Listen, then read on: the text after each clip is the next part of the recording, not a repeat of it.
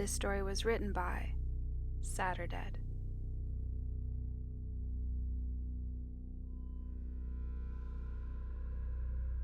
As a kid, I was scared of pretty much everything. At night, I'd see faces moving in the wallpaper. I'd see branches slither like snakes. Piles of clothes turn into slump bodies. Lamps looked like heads, and the front of cars grinned at me with sinister intent. I could also hear them. A creaking door would sound like a groan. The wind would scream, and floorboards would breathe heavy sighs. To me, there were ghouls, ghosts, and monsters around every corner. And needless to say, I was a nervous kid. But turns out, it wasn't just an active imagination. I have a condition. It basically boils down to chronic overactive pareidolia. You know that thing where you can see faces in cars or shapes of people in trees? That's pareidolia. It's sort of a defense mechanism that humans have evolved to notice camouflage creatures, like jaguars and snakes, and to discern the sounds of encroaching predators. But to me, it's about 16 times more noticeable than what is normal for the average person. I see things everywhere, all the time. Of course, there were treatments. By age 12, I had tried 6 different regimens over a total of 4 years, and the side effects were brutal. Some would make me irritable, while others would make me hyper-focused. One type of medication just straight up put me to sleep. By age 18, I thought I'd never get a job. I was barely dragging myself through school, and there was no way I'd make it through college. I was on a course of drugs that barely kept me together, but they gave me these awful tics. I'd drop things. I'd wake up in the middle of the night. My leg would shoot out and trip me. I was a mess. My mom had to cover the stairs in handrail and grip tape. A few years ago, I had a standing meeting with the county employment services every Thursday. I hated it. On a particularly bad day, my mom had to drive me there. The meds were kicking my ass. She dropped me off at the end of the street, and in just that short walk to the office, I almost tripped into a brick wall. I was so flustered, I knocked over a trash can. But for the first time in a couple years, I had an interview with a potential employer. I didn't think much of her. She was just some old woman in a warm coat. She introduced herself as Teresa and told me that she'd heard a lot about me. She offered me a trial and a hefty one-time payment. I didn't get a clear idea about what I was supposed to do, but she told me that secrecy was part of it. The only demand she had was that I stop taking my meds. Still feeling the trash smell on my pants, I took Teresa up on her offer. On my first day of work, I had no idea what to expect. I'd been off my meds for a week, and I'd barely slept. It was hard to wrap my head around the world as I'd seen it as a kid. I'd see faces in the walls, in the shadows, in the leaves, in patterns, pretty much everywhere.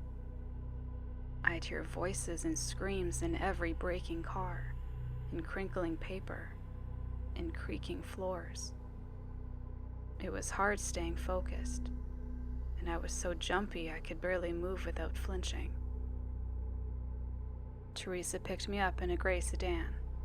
She was wearing a headset and kept looking over at the GPS. I noticed her leg was twitching and that she kept biting her lip. She barely looked at me that whole ride. We finally arrived at a small yard, about a 40-minute drive off the highway. There were 2 large trailers and a single-story run-down prefab house from the 60s. One of those things with cheap wood panels and matching broken windows. There were 8 other vehicles in the yard. 4 sedans, 2 vans, a jeep, and a bus. They'd set up warning tape, a command tent with laptops and an antenna, spotlights, and half a dozen crates covered with blue tarps. There were armed men with assault rifles, security personnel with handcuffs, and a couple of medics standing by with first aid kits and stretchers. I was swarmed as soon as I stepped out of the car. They fitted me with a headset, protective gloves, a heart monitor, and tagged me with a plastic ribbon around my left wrist. All the while, Teresa was just looking around, a bead of sweat stinging her eye. "What are we looking at?" she asked. 3? 4? "Just 1, I heard on the headset. "We got it early. You got the spot?" "On site," she responded. "Any blues?" "No blues. We're clear." Teresa finally turned to me. She faced me, put her hands on my shoulders, and talked slowly. "This seems like a lot," she said. "All I want you to do is to go inside, carefully, and tell me what you see." "Why?" I asked. "What's in there?" "I don't know," she sighed. "None of us knows, but we think you can see it." "Is it dangerous?" She shook her head. "We don't know. We're trying to get to know them." There was a flurry of instructions. I had to sign a waiver. They took pictures of me from 6 different angles and took several blood samples. They took a swab from my tongue, checked my eyes, and fitted me with a pair of safety goggles.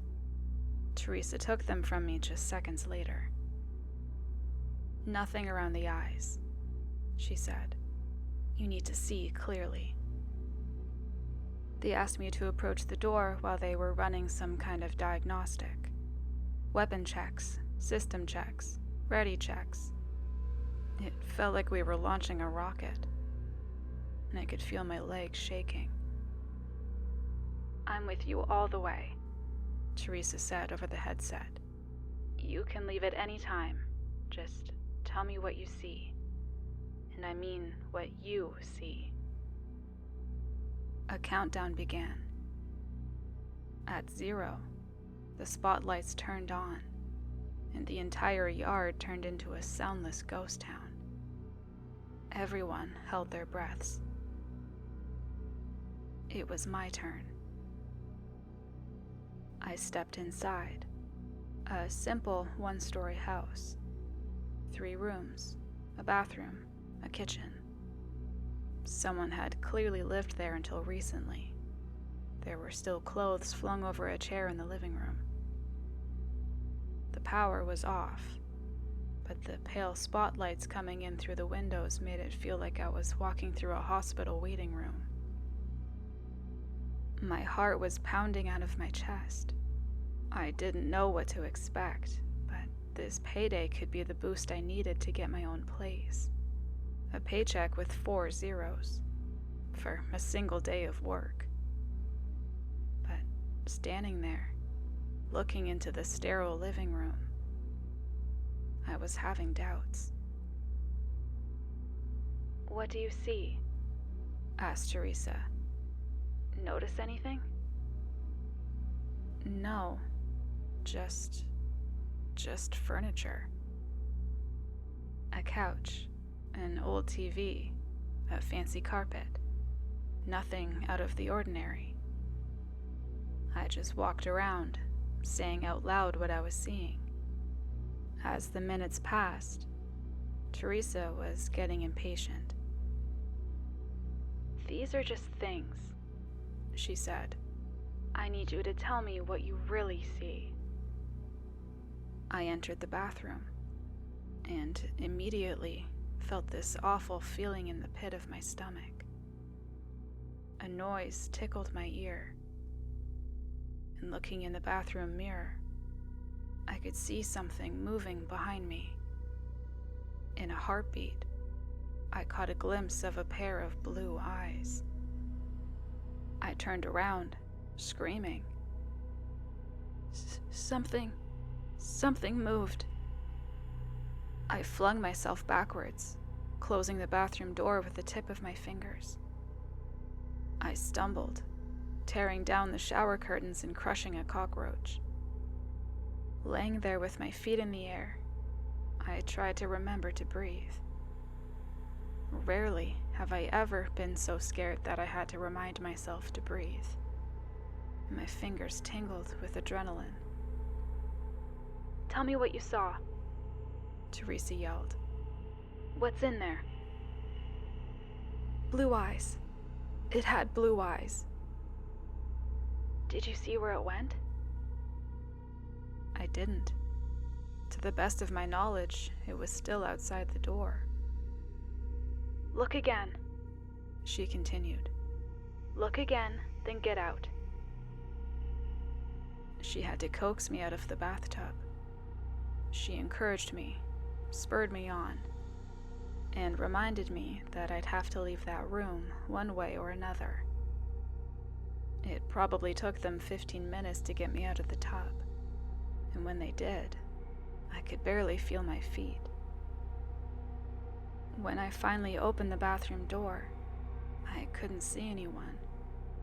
The hallway was empty. I carefully stepped out, looking around. Nothing. Standing in the middle of the living room, I felt like an idiot. This was exactly what I was taking my medication for: paranoia and sudden bouts of fear. It dawned on me that maybe I was influenced by all the people outside and their preparations. I was walking in here expecting to see something. They'd worked me up, so of course I was seeing things. But then again, there was an odd painting on the wall that I hadn't paid attention to earlier. It was the strangest thing. It was a sort of thrift store painting, showing two women walking across a bridge on a hot summer's day. It was sort of generic, but I'd been hyper-vigilant when I first walked in. But you know that feeling when you say a word over and over so many times that it starts sounding like a noise? That's the feeling that fell over my eyes. The picture started to blur and disappear, turning into swirling colors. And there, in that blur, I saw those blue eyes. There were small blue spots in the water, on the sides of the bridge in the painting. That's what I'd seen. And there, I'd seen a face. Something blending into my sight, disappearing. And for a second, I knew for certain that I hadn't seen this painting when I first stepped inside. And now, it knew that I could see it. I felt it. I slowly started to back out. "There's something in the painting," I whispered. "In the living room." "You sure?" Teresa asked. "Absolutely sure?" Absolutely. "Get out." I rounded the corner and heard the floorboards creak. I could no longer see the painting, and I could sense something move. Backing out of the front door and into the cool autumn air, I could feel hands on my shoulder. Armed men pulled me back, and paramedics started to check my eyes with flashlights.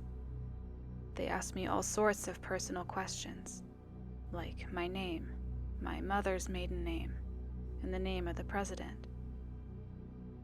I was told to lay down, as I heard a team breach the house with stun guns, cattle prods, nets, and a crate.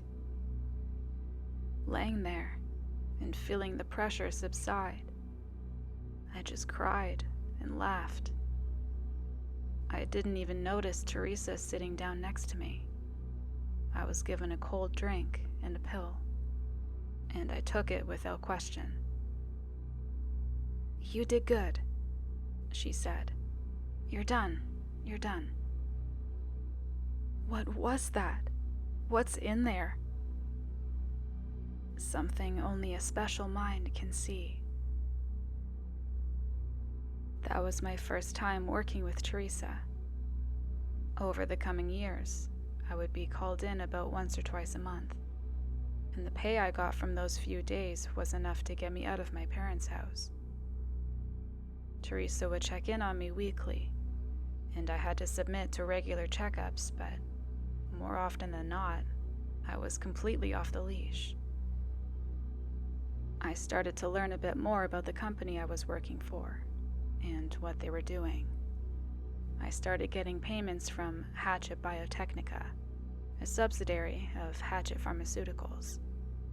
My official title was contractor, a title that was repeated like a name. Teresa started going into greater details on what to look for and how to act, but that first mission was sort of a test to prove myself. I had no idea what I was actually proving, but it felt like my tendency to discern patterns and seeing dangers helped me along. I learned a bit more about their procedures. For example, they were adamant about checking for blues. This meant surveying the nearby area to look for some kind of infection, usually taking the form of miscolored flowers, most often blue, but not always. Sometimes tulips, most often sunflowers. Once, they just found a bunch of teeth sticking out of the wall. Whenever they checked for blues, this is what they would look for. Something overtly strange and unnatural. When something like this was found, the whole mission would be called off, and they would use controlled explosives to just take out the entire area. In more populated areas, they'd set up tents to use flamethrowers. I remember once, the week before Christmas, when 6 men with flamethrowers were called in to burn down a greenhouse. I'll never forget the way the flames reflected off their visors. To them, it all just looked like flames. But I saw something else. I saw bodies, writhing in the flames. I heard screams in the shattered glass, and in the charred remains of melted plastic, I'd see pained faces glaring at me with hateful black eyes. Up until a few months ago, I had worked a total of 33 cases over 2.5 years. Every case, I'd step into a location and look for 1 to 3 things hiding in plain sight. And up until that point, I still had no idea what they actually were. Sometimes I'd catch a glimpse of something running past me, or see a pair of blue eyes looking at me from across the room. And every time, I just reported it and left. A chair, a fridge, a suspicious window. Hell, once it was a music box. This time, we were just coming up to a house. It was a rainy autumn evening, and the area was already set up when we got there. I saw a for sale sign knocked over by one of the Jeeps who had taken a wide turn. I got suited up. Blood samples, plastic wrap, all that jazz. It was set up to be just another job. Although I was still nervous, I was getting better. "No blues?" asked Teresa. "None," said one of the armed men. "We're looking at a single tango." "You sure?" Teresa squinted. First report said 6. Secondary reading says 1. We might have runners. Notify the Galapagos, she sighed. Put 'em on the hunt. She turned to me with a smile, tapping me on the shoulder. In and out. You got this. I got this, I repeated. Yeah. Standard routine. Countdown.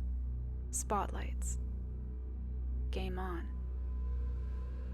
It felt like stepping onto a stage. As I walked through the door and saw my shadow stretch out across the floor, I felt like a hunter. That I was the one to fear, and that whatever stayed in this house tried to hide for a good reason. The floor is crooked, I noted. Strange place. You sure? Yeah, I nodded. Definitely.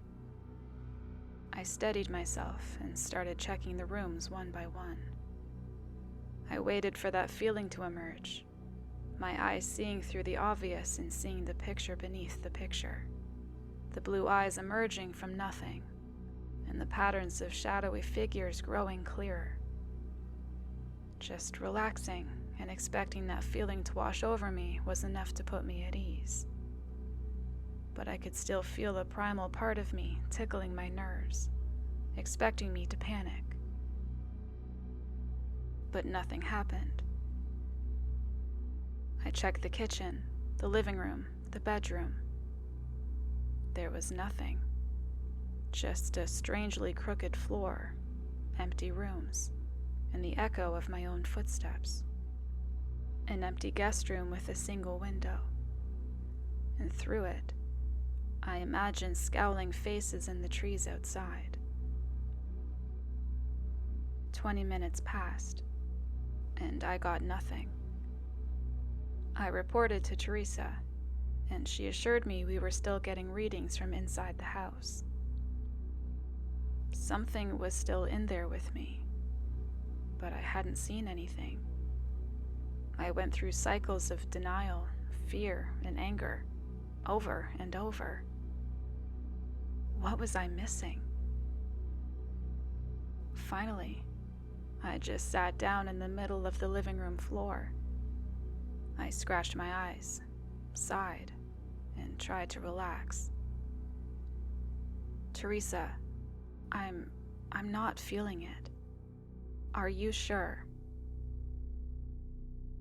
There was no response. Teresa? Yeah, she responded, absent-mindedly.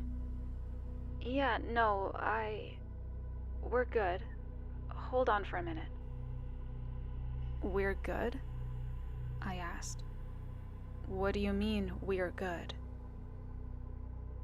Again, no response. I stomped around for another 10 minutes before I went to the window facing the front yard. It was hard to see through the glare of the spotlight. Teresa? I'm coming out. The place is empty. As soon as I opened the front door, I saw 24 faces fixed on me. Maybe they were surprised to see me, but I got the sense that there was something else. I could tell something was off. They all looked at me with strange expressions. Some neutral, some smiling ear to ear. One of the paramedics just stared at me with slack-jawed terror. It was as if they didn't know what to feel, or how to express it. A hole sunk through my stomach. I got that hollow feeling as my eyes glazed over, like I was staring at something false, something hiding in a pattern. This was the sense I'd been looking for inside, and now I was feeling it. In the far back, I saw Teresa. She stepped out from behind a jeep, smiling ear to ear. behind the shape of her face, her eyes emerged, glowing with a cold blue. One by one, their eyes flared up in a blue glow. And there, in a moment, my paranoid sight registered human-like shapes in the grass around them. Headless, mauled bodies.